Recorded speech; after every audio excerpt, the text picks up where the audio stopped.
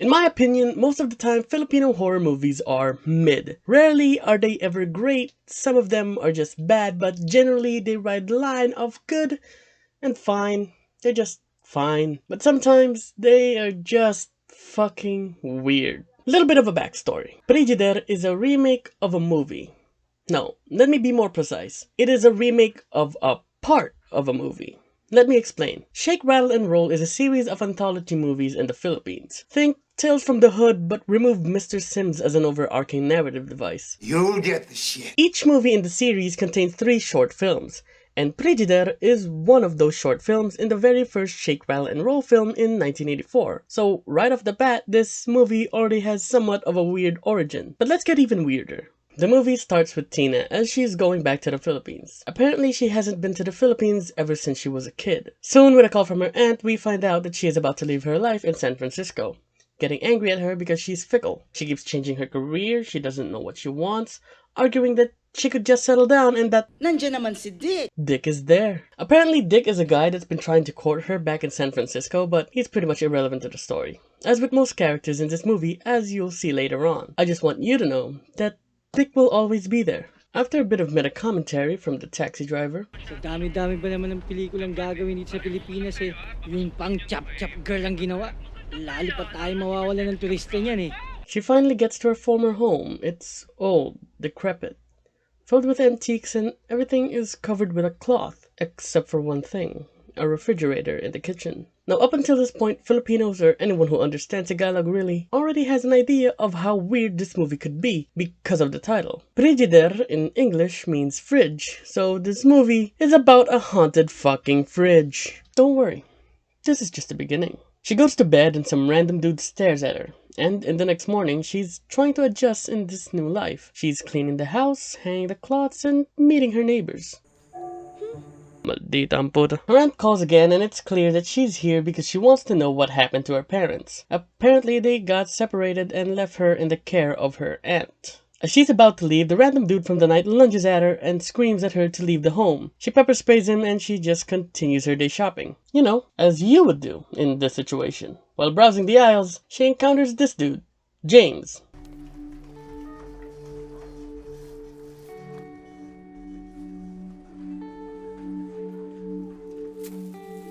What is this, the start of a shitty fucking rom-com? It turns out that he's a childhood friend of Tina. Tina protected him from his bullies and in turn he fell in love and promised that he will marry her in the future and gave her a bracelet to remember him by. Cute story. Didn't need 2 separate flashbacks about it though. Tina goes back to her home and the fridge starts making its presence known. As Tina goes to put a jar in the fridge, it ends up back in the table.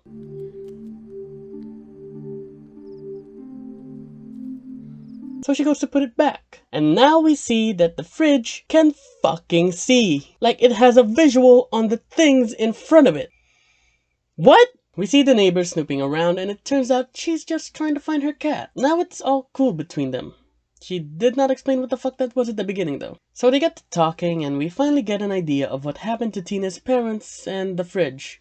Rumors has it that at one point in their marriage, Tina's mother became paranoid between the interaction of her husband and their maid. But most people said though that Tina's father was just an all-around nice and caring man. She got so paranoid to the point that she chased the maid around the house with a knife and even started hurting her husband.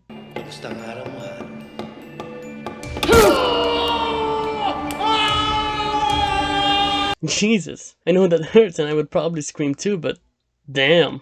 Because of the abuse that her father got, he eventually did start going around dating other women, and starting to get scared of his wife, he gathered up the courage to leave her. Her mother then became a recluse, and it was then revealed that she actually killed people and stuffed it in the refrigerator. It was said that she might have also killed Tina's father, but his remains was never found. After the introduction of a character that does not matter to the plot at all, Tina gets a call from Dick. Dick may be a dick, but Dick's dope. Their conversation, on the other hand, isn't, and just serves to further show how much of a dick Dick is. Tina! Tina! Then, oh, it's the missing cat. Oh, what the fuck is that?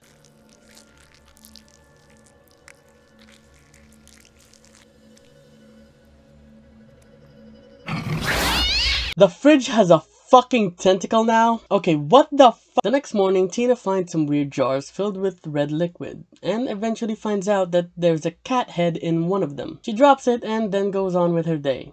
You know, as you would do in this situation. But seriously though, Tina has a habit of seeing weird shit and just shrugging it off. She goes to an electrical shop to have her flickering lights fixed, where she finally reunites with her token love interest. I mean, childhood friend. After a bit of cheesy dialogue and that flashback I was talking about, the fridge started making its presence more overt, and she starts getting hallucinations of the people in the fridge. Then we get more of that fridge vision. Damn fridge. You done bad. She gets a visit from an attorney asking for her to sell her land because they want to build a residential mall in the area. As she serves them food, she starts hallucinating even more. The spaghetti macaroni turning into an intestine of sorts? At this point, I won't even try to guess what that is. Is that the fucking cat's paw? She refuses to sell and the attorney leaves, now getting suspicions about the fridge by digging through the spaghetti macaroni. And then she now tries to have the fridge replaced. You know, although I have problems with Tina as a character, at least she's a sensible protagonist sometimes. Lights flickering? Get someone to fix it. You think something is haunted? Fucking throw it out. I don't know how you're gonna do that with 3 people though. That thing is fucking huge. She inevitably fails and we just cut to her looking at a scrapbook. Like, seriously, there wasn't a scene explaining where she found it or why she has it. She just has it now. She calls her aunt about what she knows and she still refuses to say anything. But she does want to know about her brother's missing remains. This is totally not a setup for a twist. Then we get more fridge vision. You gotta love fridge vision. The attorney from earlier breaks into the home trying to steal the deed and the documents to the house. But before he does so, he goes to the kitchen and tries to get some midnight snacks in. Because, you know, fat guy equals food. So he gets attacked by the fridge and a weird hand-mouth crab thing comes out. Were the tentacles on break or something? He gets bitten on the leg and gets dragged back into the fridge. Alright, we cut to James coming over to check what's wrong with the house's electricity. And his relationship with Tina gets developed. They even go on a date, but nothing really happens. Tina gets home and she spots a creepy dude again. She tried tracing after him when boo! Exposition! Her name is Celine, by the way. I realize I haven't said that before, but her whole character is just exposition, which she provides more of in the next scene. Celine brings out the stack of newspapers about what happened in Tina's home that her mom started collecting, and it revealed the lead detective that investigated it. I don't know why her mom started collecting it, because even Celine doesn't know why. Literally, in this scene she says she doesn't know why her mom collected it. I guess that's one way of writing yourself out of a deus ex machina. Tina calls James asking him to help her find Detective Albay. When we meet the best character in this movie, you know him, you love him, it's Dick. Dick's here because apparently Tina's aunt wanted him to convince her to return to San Francisco. She refuses, and because Dick doesn't have a hotel, Tina's nice enough to offer him a room. Dick, being the Sigma male that he is, actually says that he'll just take the couch. You know, I could just sleep here on the couch. It's near the kitchen, you know, just in case I get the midnight munchies. Sigurado ka? This is an old house. Or maybe I could sleep in your room. Let's just forget about that part. Dick then actually follows through with the couch. See? Dick may be a dick, but Dick knows his limits. Dick goes to the kitchen where he gets attacked by the tentacles. I guess their break's done. Tina tries helping Dick, but she fails and Dick gets swallowed up by the fridge. Damn it. I was hoping that Dick didn't die, but dope Dick's dead. After what happened with Dick, Tina hires an albulario, which is sort of like a witch doctor. While some of them actually do rituals like this, most of the time they just provide massages and herbal medicine to people who are ill. Just a bit of Filipino culture for you. When that didn't work, Tina and James go to a priest to have the house cleansed. The priest says that he doesn't have the power to do it, so they finally try and find the lead detective of the case. With a bit of help from some cleaners in the police precinct, they finally know where to go. But before that, we get this scene.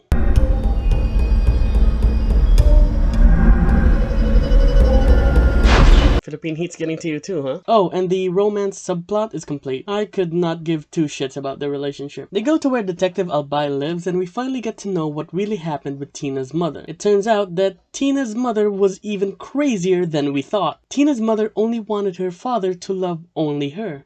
So she made a deal with the demon. In order for Tina's father to be completely enamored and not love other women aside from her, the demon tasked Tina's mother to kill all the women that he had relationships with in the past and put them in the fridge as a sacrifice. Before she could complete this ritual though, she was found out and she tried to hide in the fridge. But apparently, the fridge was so fucking cold that she couldn't handle it and she froze.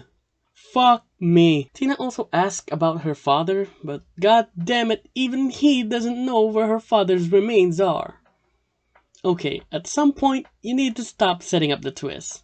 1 is good, 2 is pushing it, and 3 is just too much.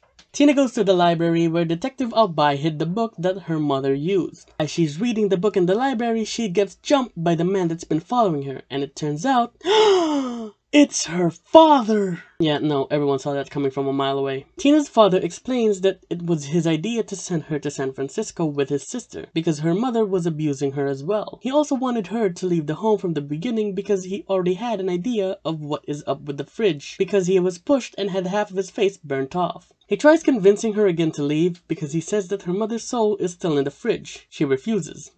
Alright, fuck it. They read the book and inside it they find a counter ritual. And it says that they need to craft a holy bomb made out of blessed oil, the flower of a saint, the blood of whoever started the ritual, and the wick needs to be the hair of a blessed animal. Where's the holy hand grenade of Antioch when you need it? Yes, of course! The holy hand grenade of Antioch! So they craft this stupid fucking bomb and get to work setting up their trap where they use Tina's father as bait. They also put holy water in his pocket just in case. But then they get hit with the protagonist syndrome and they fell asleep as they were conducting their plan. And her father gets sucked in. All seems lost when the holy water surprisingly worked and opens up the dimension below the fridge. Oh yeah, did I mention that this fridge is also a fucking portal to another dimension? No? Well, now you know that there's a goddamn fridge dimension. Inside this dimension, we see the victims of the fridge, including Dick. Tina lights up the holy nuke, but before she could leave, she encounters her demon-possessed mother. And then they have a knife fight.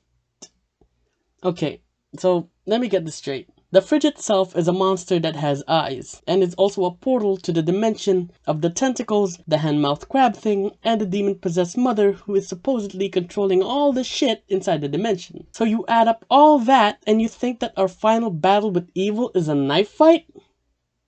Alright, Tina and her mother struggle for a bit when Tina's father saves her by holding down the mother. Whichever demon is possessing Tina's mother, it's pretty fucking weak. This gives Tina the time to escape and the bomb explodes. And it explodes like this, by the way.